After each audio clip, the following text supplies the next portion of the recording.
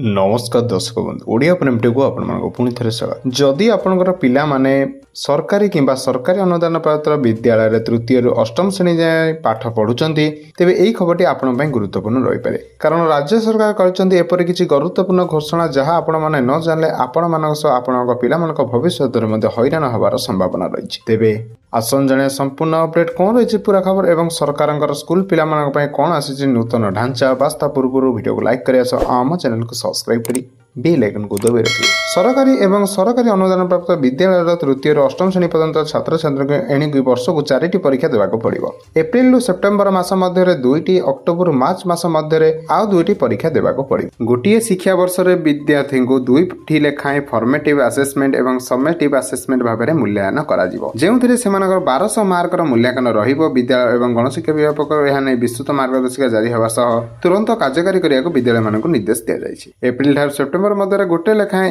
FA एवं S A अनुष्ठित हेबो। वर्ष को 4टी परीक्षा जुलाई मासरे एफएसए 1 करिया को स्थिर कराଯାଇଛି जेंथरे विद्यार्थी 25 मार्क लेखाएं 6टी विषय परीक्षा देबे। सेप्टेम्बर सुधा एसए 1 अनुष्ठित हेबो जेउथरे पिला मानकु 50 मार्क रो परीक्षा देबाक पड़िबो। शिक्षक शिक्षयित्री पिला मानकर 25 मार्क रो पर्यवेक्षण करिवे। विद्यार्थी 6 मासरे 6टी विषय 600 मार्क रो मूल्यांकन कराजिबो। अक्टोबर मार्च मास मध्य एफएस2 एवं एसए2 परीक्षा कराजिबो। शिक्षक शिक्षयित्री द्वारा 25 मार्क मूल्यांकन हेबो एवं पाठपढ़ार नियमित तदारख करने को वर्ष को मोट 4टी मूल्यांकन प्रवेशिका अर्थात पर्यवेक्षण आलोचना सह आकलन कराजिबो।